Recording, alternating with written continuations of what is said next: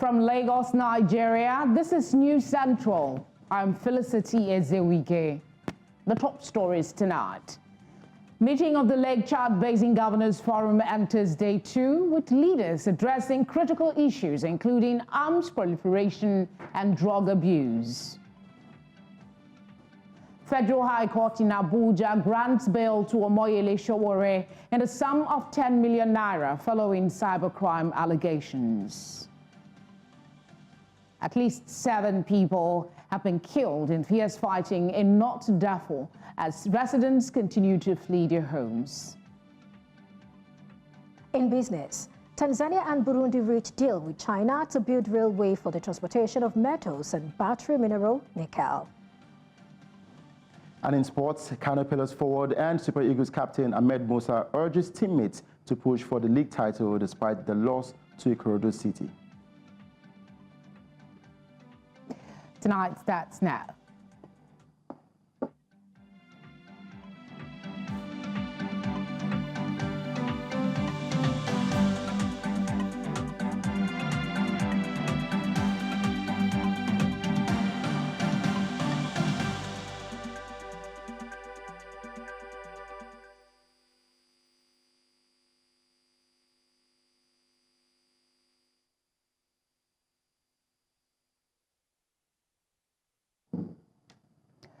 Thank you for joining us.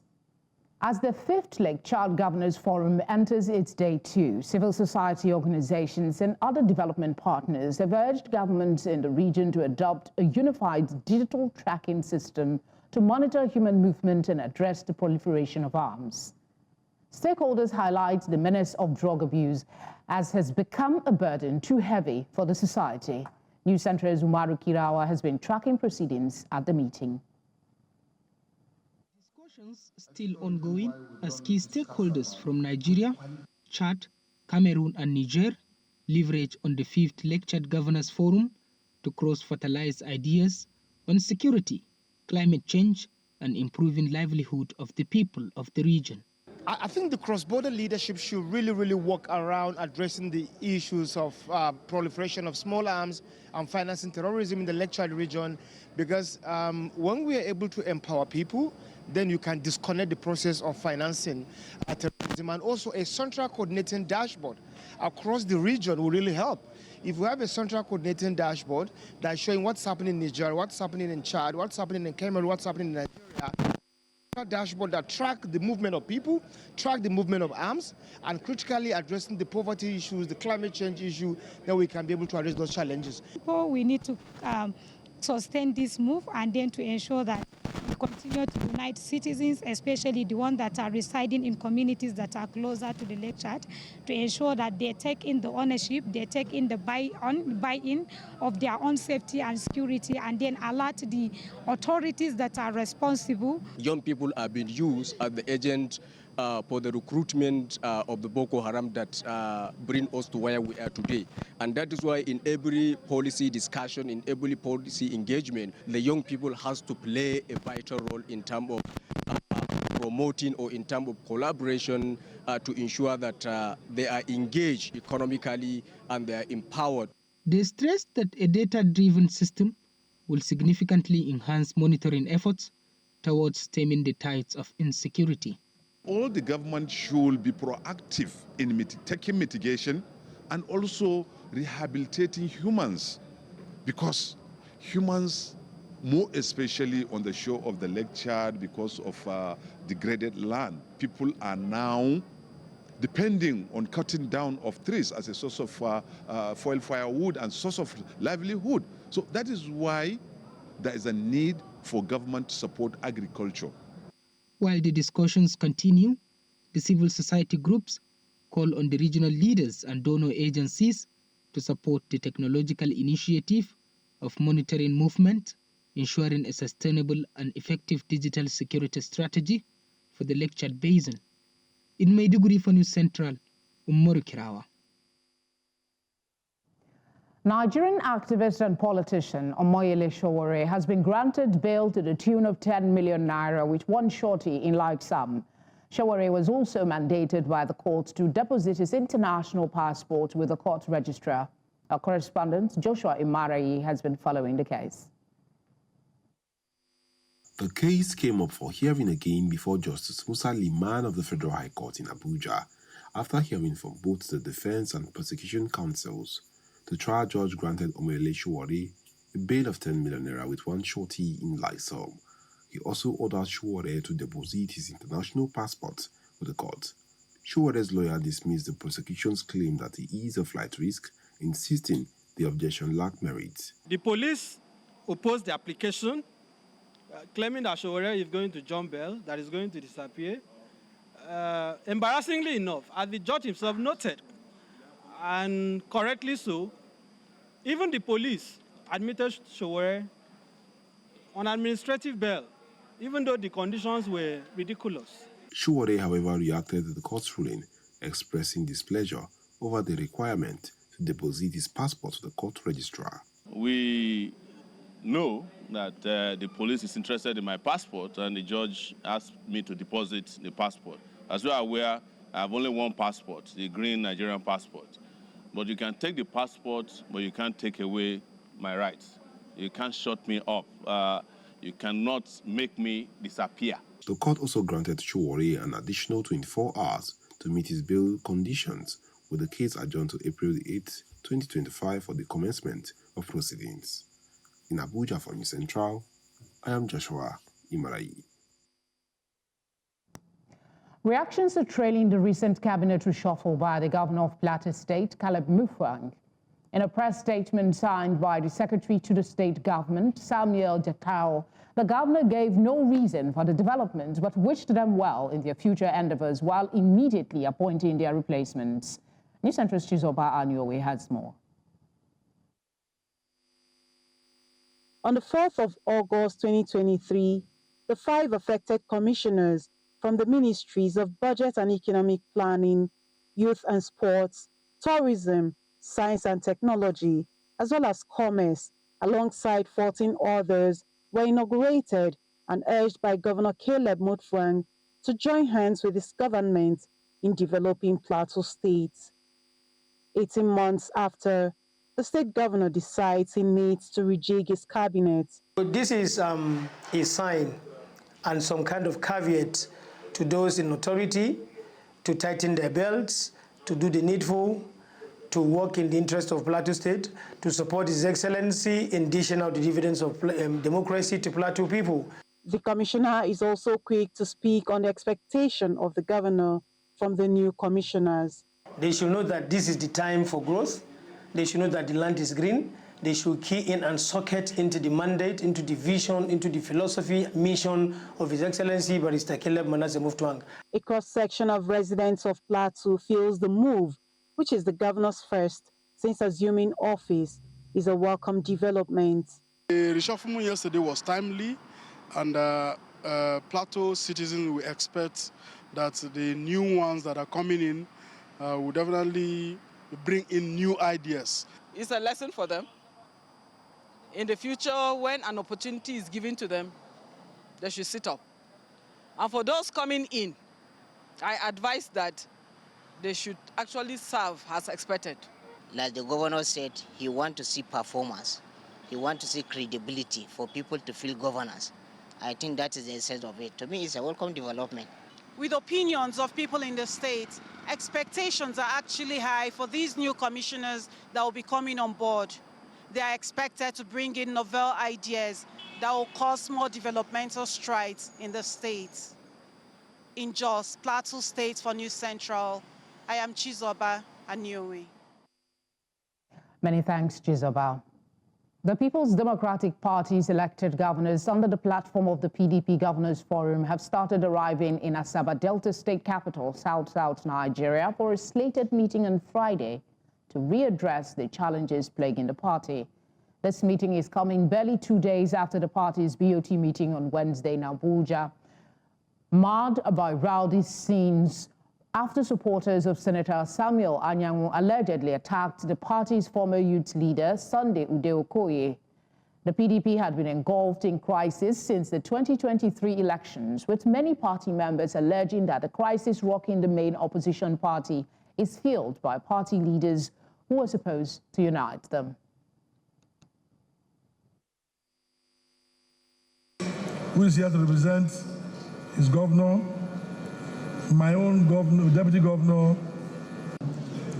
I welcome all of you, especially my brother governors and your entourage, to Delta State. Here is the big heart. This state banquet is not the place for long speeches. It is an avenue to fellowship and share banter. It gives us all the opportunity to unwind and let off some steam before the main agenda tomorrow morning. It is my earnest expectation that upon departure, you will leave here with fond memories, and the resolutions we will reach tomorrow will impact positively on our party and our country at large. What is more important is the unity of this nation, and I believe we will do our best to see how we will have unity in our party and in Nigeria. So please sit back, relax, and enjoy the evening. Thank you for coming, and thank you for coming to show me love. God bless you all.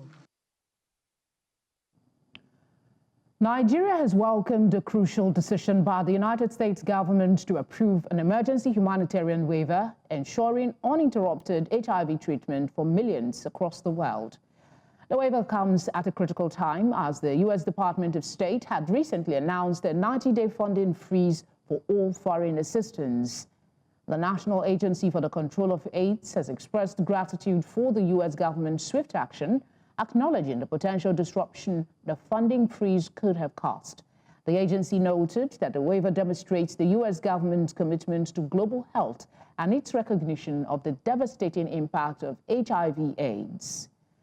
This development is a significant relief for Nigeria, which has the second largest HIV population in the world, with over 1.8 million people living with the disease. Nigeria's Vice President Kashim Shettima had noted at the just concluded World Economic Forum in Davos that he does not support foreign aid from developed nations as the solution to the economic challenges facing Africa and other southern global countries.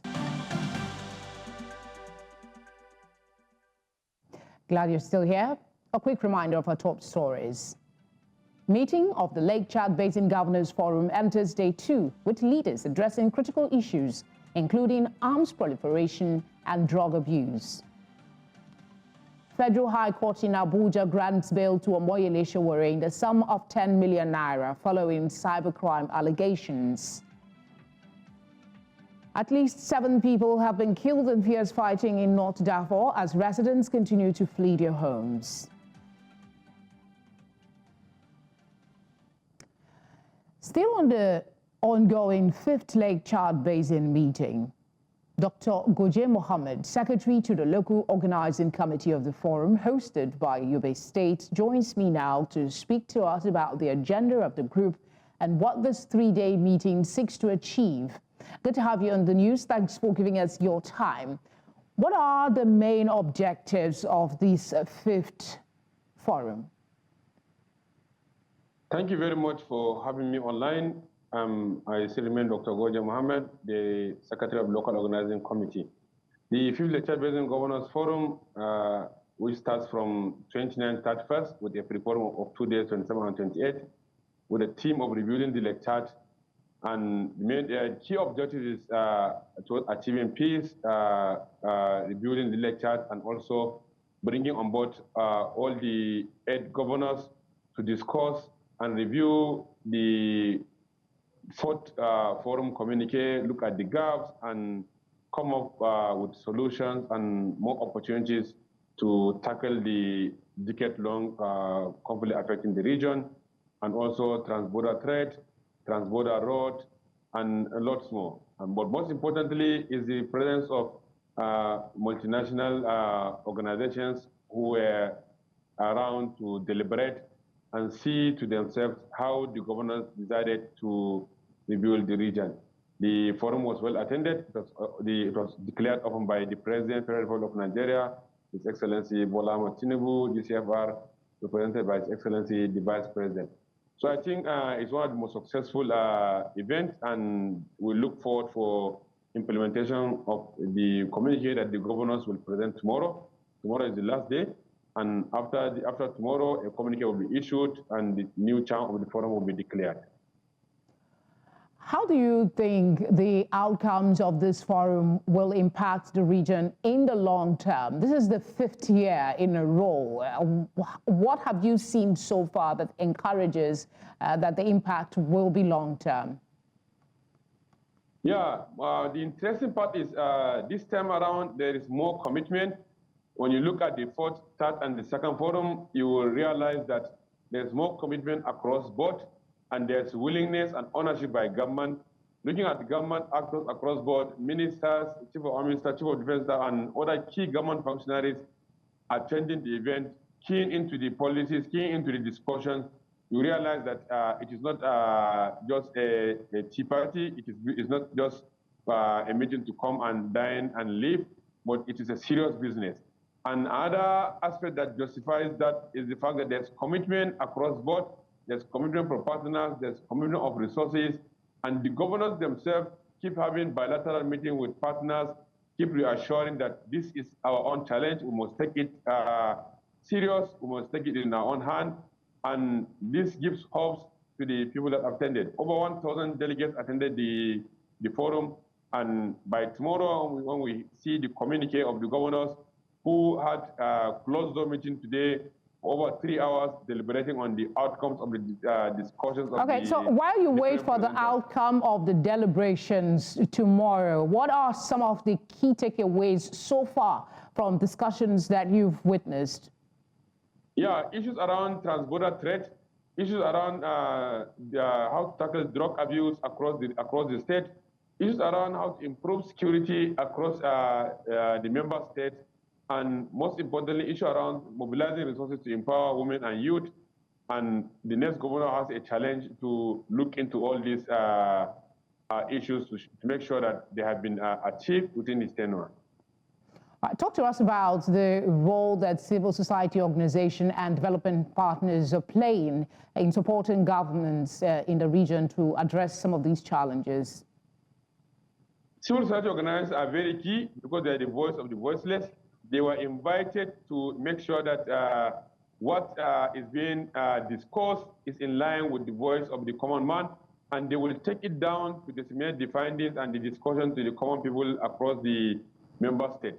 So they are very key, and they will do the check and balance in terms of implementation. And when we converge after 2 years for another forum, there will be a source of accountability tool to show the public that what we told you from the 5th forum has been achieved. For development partners, it's more of resource mobilization and partnership. But this time around, it's not just about begging for resources from any partner, but of course, seeing justification to come and key in, to come and partner with the government. Government is ready, the governors are ready, they want to deal with it, and they want to ensure that they have dealt with it to a logical conclusion. They want to find a durable solution for displaced person. They want to make sure that issues that have to do with climate change has been resolved. Maiduguri flooding is one of the things that is part of the discussion. So these are things that the region have taken it seriously. All right, before we let you go, there is a talk about using digital tracking to curb arms proliferation. So what can you tell us about that? Yeah, of course, time has come that we can't run away from technology, and there are innovations that ease the fight against insurgency, and digital tracking and some of them are new innovations that we must adopt. And these are some of the things that have been discussed at the bilateral meeting side events and also during the main forum. But most importantly, it's not about just discussing and bringing the ideas, but most importantly is the commitment by the governors to ensure that this time around, all that has been discussed will be taken seriously and will be followed up to a logical conclusion so that the region will unite and fight their common enemy. Dr. Mohammed, thank you for speaking with us. Thank you very much. The Court of Appeal in Abuja on Thursday upheld the proscription declaration of the indigenous people of Biafra, naming it a terrorist organization. IPOB had on January 18, 2018, been prescribed by the late former Chief Judge of the Federal High Court in Abuja, Justice Adamu Abdul Kafarati, a declaration the group had since appealed. In the appeal, IPOB challenged its proscription as a terrorist organization by the federal government. The trial court prescribed IPOB following an ex parte motion filed by the immediate past Attorney General of the Federation, Abubakar Malami, SAN, on behalf of the federal government. In a ruling, Justice Abdul Kafarati declared all IPOB activities as illegal. The Judiciary Staff Union of Nigeria, Abia State branch, has suspended its 3-week-old industrial action. In a press statement signed by the chairman and secretary of the body in the state, Chinedu Eze and Chibueze Nwachukwu, the state government has paid full outstanding salaries using the judiciary workers' salary structure as well as implementing the minimum wage. The statement further expresses hope that other issues agreed upon in the MOU will be implemented accordingly to further strengthen the judiciary and enhance justice delivery in Abia State. The State Attorney General and Commissioner for Justice, Ikechukwu Uwanna, had assured that the union will resume work once they receive their full payment. The agreement the government reached with JUSUN is multi-pronged. It's not just based on the payment of the new minimum wage, which has already been effected. Why I say already effected is that, as some of you may be aware, members of the judiciary yesterday received the first part of their payment. I think that's payment for November 2024. And the rest will be paid, they will receive the money for the rest, I think today, before the close of business today, they'll receive the money for the rest. So that is to say that the payment process has commenced. Nigeria's First Lady has donated 10,000 professional kits to midwives across the north-central states of the country.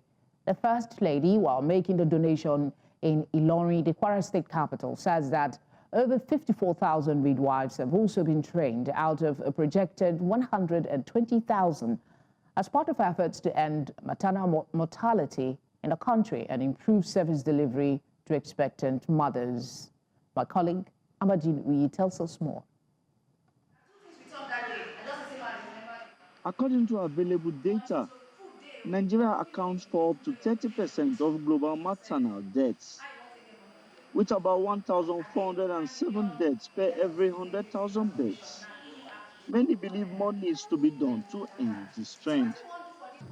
The First Lady of Nigeria, in a bold move to tackle this problem, has donated 10,000 professional kits to midwives across the north-central states of the country. I am honored to officially flag off the distribution of 10,000 professional kits to midwives in the north-central state, namely Benue, Kogi, Kwara, Nasarawa, Niger, Plateau, and the Federal Capital Territory.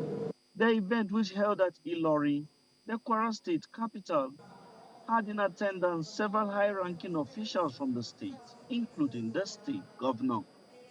The First Lady says that training interventions are also being carried out for midwives and health workers to improve their capacity. This is to complement the ongoing federal government with training exercise of 120,000 frontline health workers nationwide. I am informed that the 54,346 health workers have already completed their training, and that is why the Renewed Hope Initiative, RHI, procured 60,000 branded scrubs and 60,000 cloths as an incentive to encourage and support the tireless dedication of our midwives. Others in attendance commended the gesture, saying it will improve service delivery and care for pregnant women. This generous support of providing 10,000 professional kits will undoubtedly empower midwives in the north-central zone with the motivation to deliver quality and compassionate care to mothers and newborns.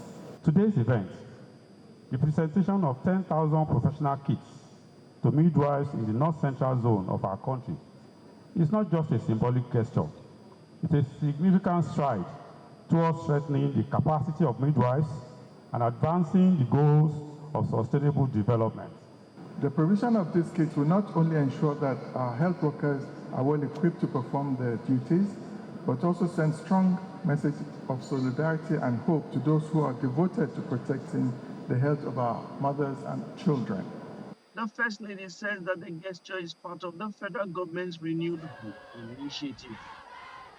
In Abuja for News Central, I am Amadine Uyi.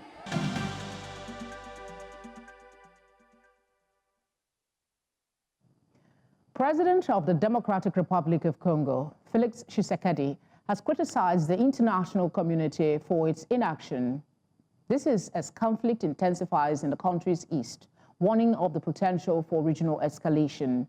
Fighting has erupted in the key city of Goma, where Tutsi-led M23 rebels, backed by Rwandan forces, entered the city center on Sunday night after weeks of territorial gains.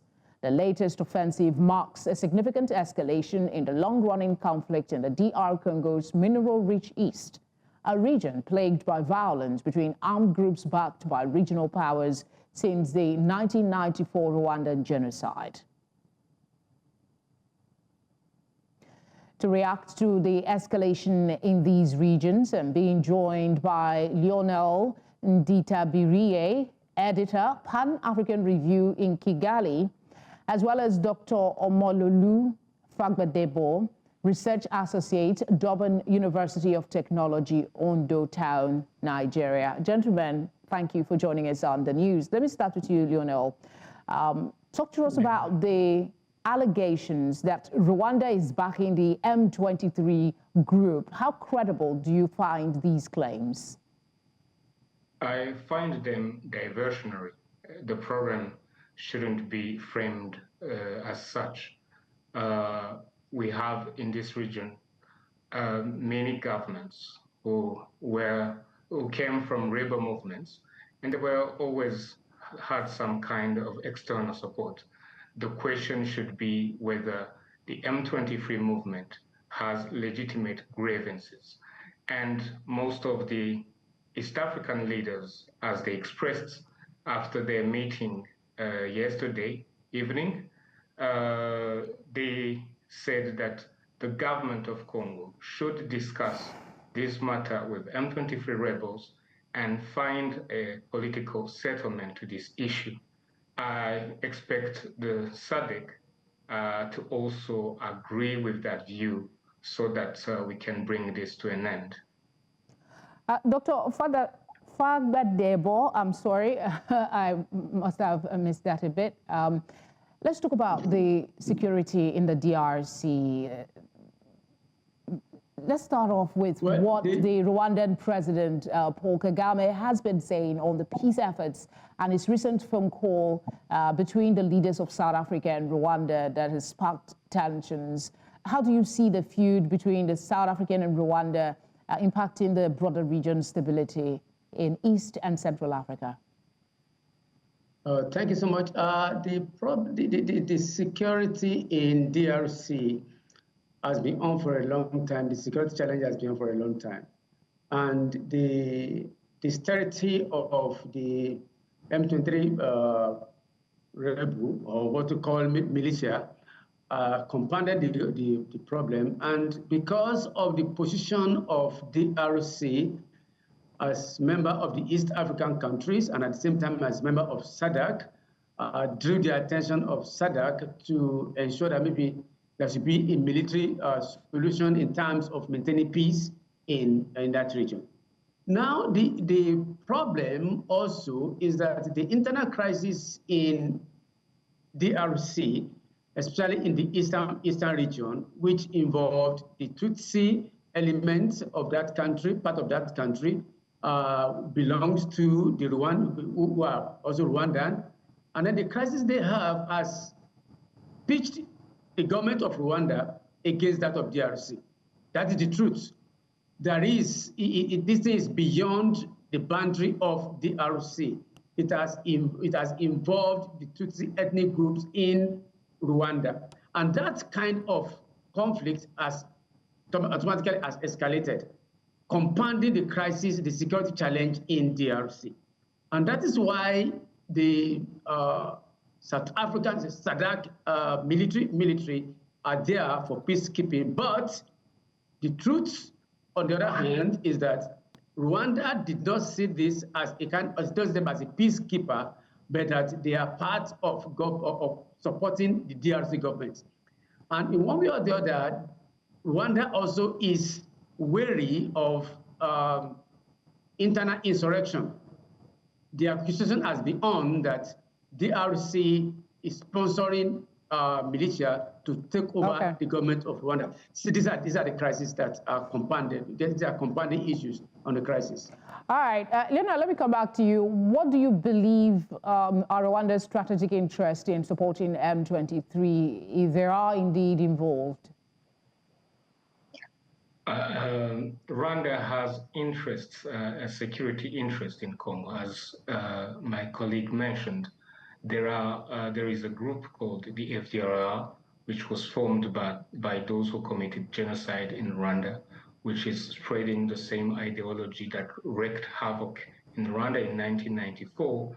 And we see the same hate speech, the same ideology being spread on the border of Rwanda, targeting people who are called Rwandans, although they are Congolese. And this has provoked a crisis, a refugee crisis. We have more than 500,000 people who have fled Congo because of that persecution, which is led by the FDLR in collaboration with the government of Congo at different times in history. And so it is maybe a coincidence that the same people are now rising up and saying, we need to go back home. We need that foreign genocidal force to be removed from Congolese territory. And actually, that is also what Rwanda is asking. So in that sense, the interests of M23 and Rwanda align as far as the FDLR is concerned. All right, Doctor, let me come back to you. The president bailed out of the talks, and we're talking about a very volatile situation there. The tensions are high, and the leader of M23 has vowed to move further to Kinshasa. What are some of the security challenges you foresee, and also looking at the lives that have been lost? With the determination of the M23 militia, as well as the pronouncement of President Kagame, the situation is becoming there in Congo, in DRC. Because the advancement of M23, the truth of the matter is that the advancement of M23 has the support and the backing of the Rwandan army. So that was the accusation that President Ramaphosa laid against Rwanda, that it was that the killing of South Africans were orchestrated by the Rwandan military men supporting M23. And so this has created a challenge, because as things are moving on now, with M23 saying that they are advancing to another major town in a major city in eastern DRC, and even threatening to move down to Kinshasa, it means that DRC may be heading towards a major civil war. And it's becoming a major crisis in that region. I'll certainly look forward to more of a resolution, if that is possible. Thank you, gentlemen, for speaking with us. Thank you for having us. Thank you so much. Let's tell you now that the U.S. President Donald Trump has blamed diversity policies under former President Barack Obama and Joe Biden for poor safety standards. This comes after a deadly crash between a military helicopter and a passenger plane over Washington.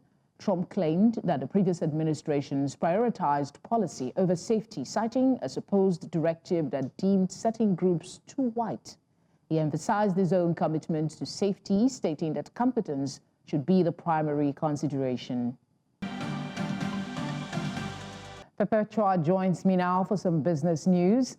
FIRS reports record 21.6 trillion naira collection. That's quite huge. You can say that again, and of course, it's even above their projection. I mean, revenue generation is always good news considering that fiscal sustainability has been on the front burner for a while. But I'll give you details after this time out.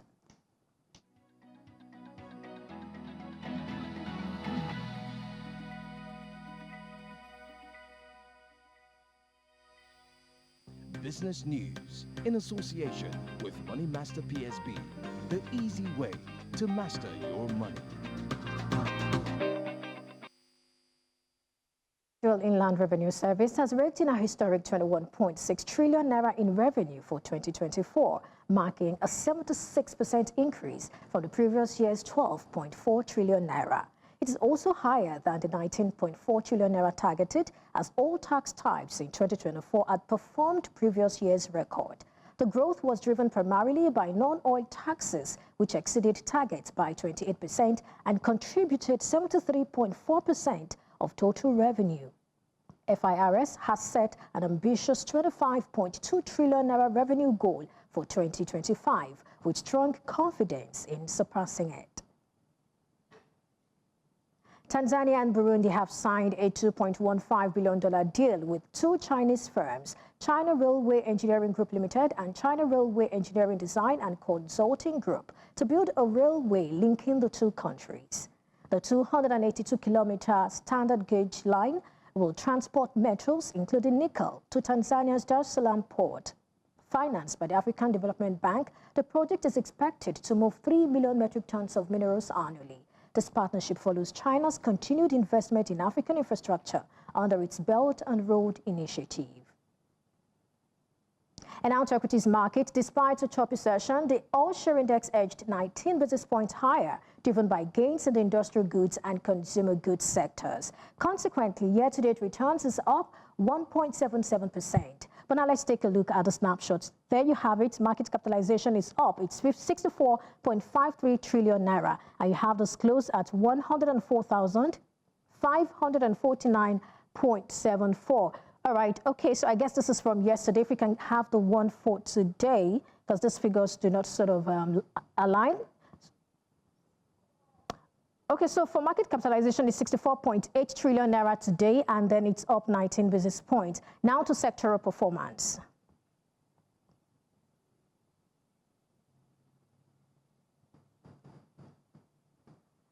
Okay, so for sectoral performance, what we have for sectoral performance, profit taking in the banking sector dragged the index down by 47 basis points, with Access Corporation and FCMB leading declines. Now the insurance sector, however, snapped its losing streak to close 24 basis points up. Conversely, the oil and gas sector posted a weak close, shedding 119 basis points as Aradel reversed some of its recent gains. Consumer goods, however, sustained a positive momentum from yesterday, supported again by advances in Honeywell Flour Mill and Nascon. And finally, the industrial goods index advanced 116 basis points on the back of gains in Dangote Cement.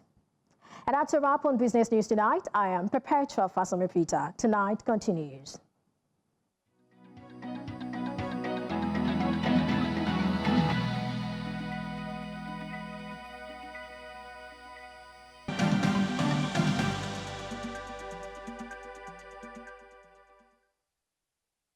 Now to sports news. Udoka is here. What's this about Ahmed Musa seeking title with Kano Pillars? Yeah, of course, the Nigeria Super Eagles captain wanting Kano Pillars to get to win the Nigeria Premier Football League, but it is a long call for Kano Pillars because they are far away from the top of the table. But I'll give you details shortly.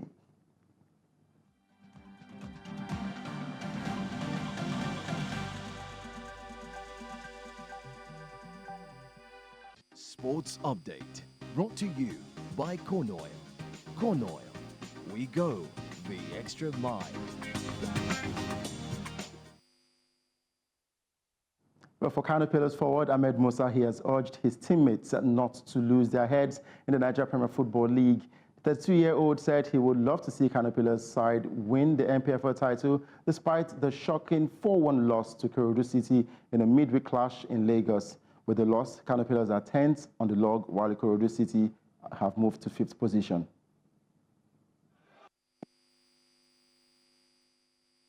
Me, I always tell the players we need to win the league this season. But we just have to work and see after the end of the season how it goes. But as the way things are going, if you see from the first to the second, everybody can go to the relegation and everybody can win. Any team can win the league and any team can go to the bottom of the... Now, Heartland Football Club of Owerri secured a hard-fought draw against Enyimba at the Enyimba International Stadium in Aba. Daniel Victor Ekpo gave Heartland the lead in the 18th minute, converting a penalty to put his side ahead. However, Enyimba responded in the second half with Joseph Atwile netting the equalizer in the 55th minute. The result leaves Enyimba in the 9th position on the league table, while Heartland sits 13th. Now, both teams will be looking to improve their standings as the season progresses. Moving on to the English Premier League, Arsenal have been charged by the Football Association following player confrontations with referee Michael Oliver after Miles Lewis-Kelly's red card in their 1-0 win over Wolverhampton Wanderers. The 18-year-old was dismissed in the first half for a foul on Matt Doherty, with Oliver judging it as a serious foul play. Arsenal appealed and the 3-match ban was overturned this week. The FA charge alleges Arsenal failed to ensure that players behaved appropriately. The incident also led to police investigations into threats and abuse directed at Oliver. Now, the decision sparked anger from manager Mikel Arteta and divided opinion, with pundit Alan Shearer calling it one of the worst decisions in recent memory. Arsenal must respond to the charge by the 3rd of February. And that's a wrap on Sports Updates. I am Udoka Njoko.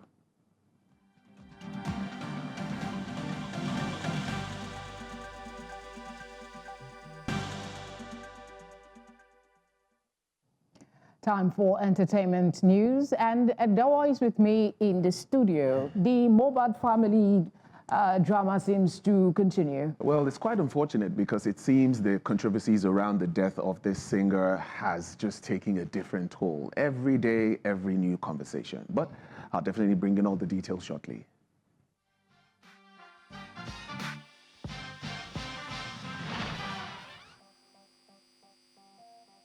Entertainment news in association with Glow Unlimited.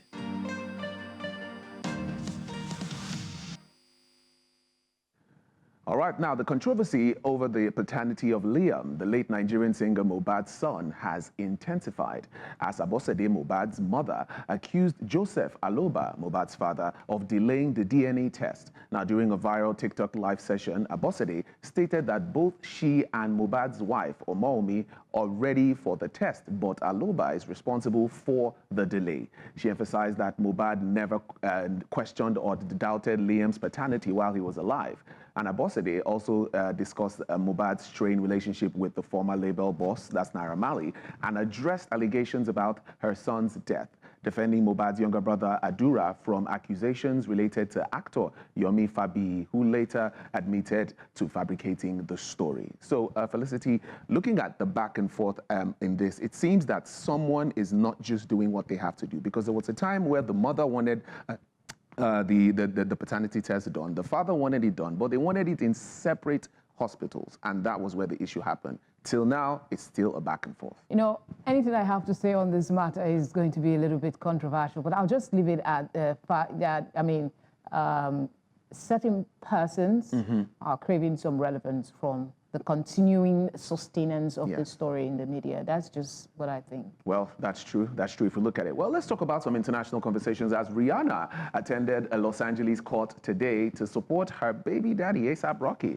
who is facing felony assault charges relating to the 2021 shooting incident in Hollywood. Now, Rocky is accused of firing a gun at Tereli Relly Efron, but claims the gun was a prop gun and it fired blanks. Rihanna's presence in court has drawn attention, though she's not expected to testify, and the case is centered around the conflicting testimonies, with Efron claiming ASAP Rocky fired at him, while Rocky's defense argues that Efron was the aggressor. Now, no physical evidence of the shooting was found at the scene, according to the police officer that did the investigation. So the trial continues as ASAP Rocky faces attention for his Grammy nomination and also performance coming up very soon at the Loud California in March 2025. Now, this is something that people never expected Rihanna to show up for her man, but hey, she decided to do that. That lady has been consistent in her expressions when it comes to the people that she holds dear, so I'm not surprised that she showed up for her man. Well, that's great stuff to hear. Well, that's all on entertainment tonight.